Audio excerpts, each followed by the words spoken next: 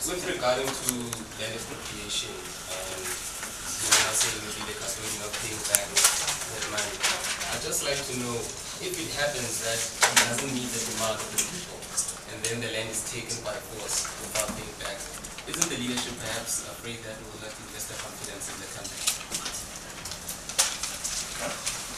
Tony from DNCA. I'm keen to know what the organization's relationship is between Unlimited Retirement and PARLIANMENT. Are they still members in the extension? And will they be returning to Parliament with the leadership?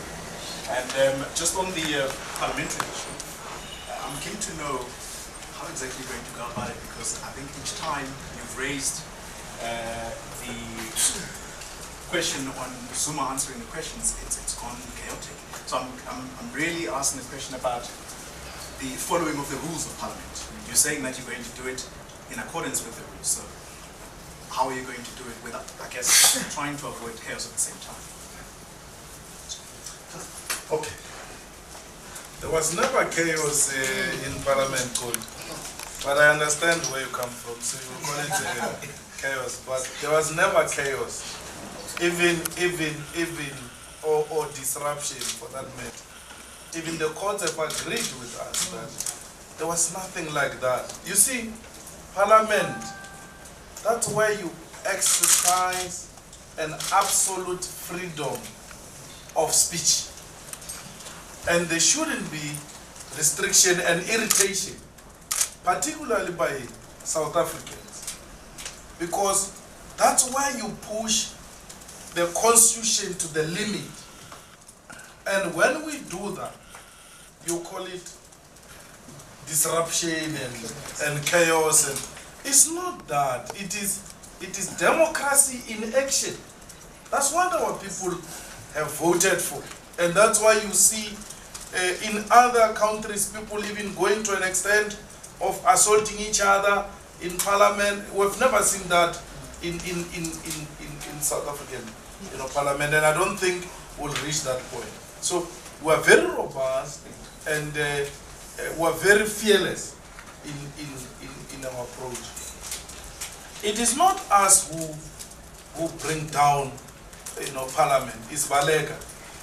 All the time ZUMA is asked a question, Baleka acts in an irrational manner. She becomes unreasonable, and she forgets even her own rules of Parliament, because she's supposed to be the custodian of the rules of Parliament and exercise maximum restraint and patience.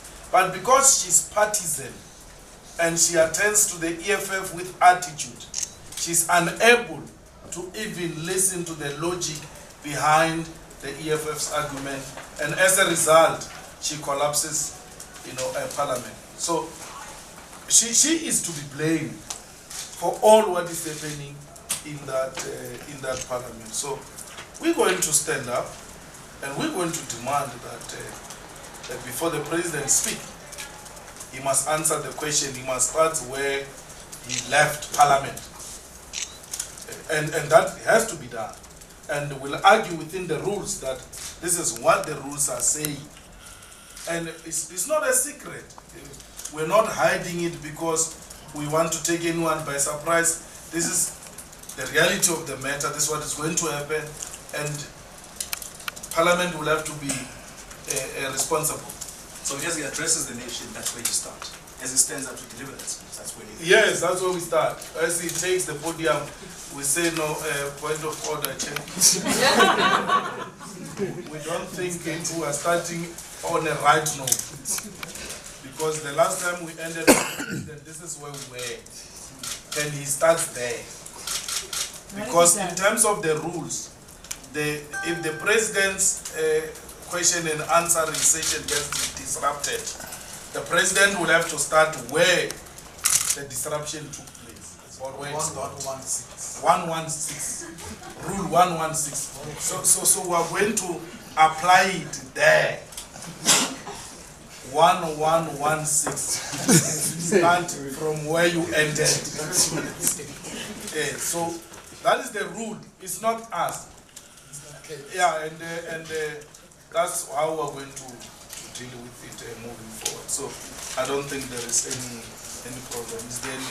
Okay, Mkitama and Ramakaza, they are members of the EFF, they are members of Parliament, and there's no question about it. We have no issue with them.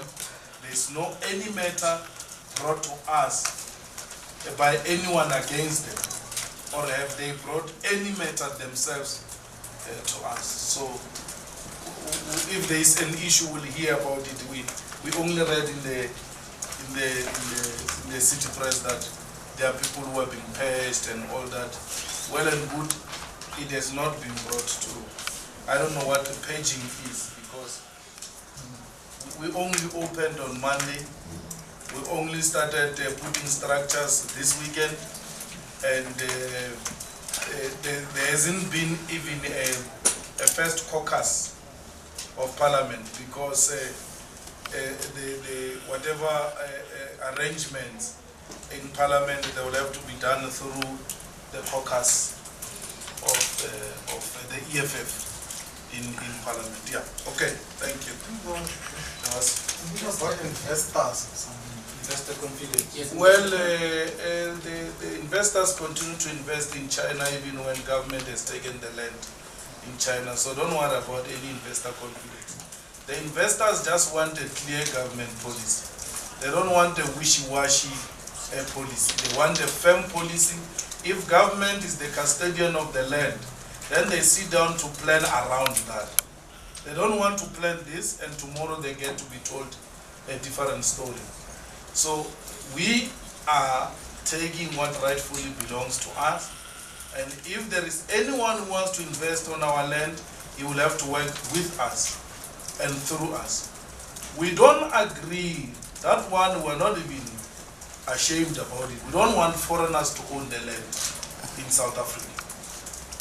We want to protect the sovereignty of this country, and that starts with land ownership. Foreigners should not own the land in South Africa. The land must be owned by South Africans, and any foreign investment in South Africa must work with South Africans. Not this thing of foreign direct investment of people who just come here and then they establish industries here. Everything that comes out of that industry is taken directly out of South Africa, and we don't benefit anything out of it. So any foreign investment must be investment that is going to empower South Africans. And if we are going to force them, because they won't own the land, so they will have to partner the owners of the land in order for them to invest in South Africa. We love foreign investment, we support foreign investment, but our emphasis and priority is local investment. We want to protect the local industries, we want to grow the local industries, and we want a government of the EFF which will give the necessary grants and funding to industries that are going to create jobs for South Africans, particularly the youth of South Africa. That's where our priority is. So any foreign investment must come and work with local investment to grow our economy and create sustainable jobs for South Africans and pay them a living minimum wage. Thank you.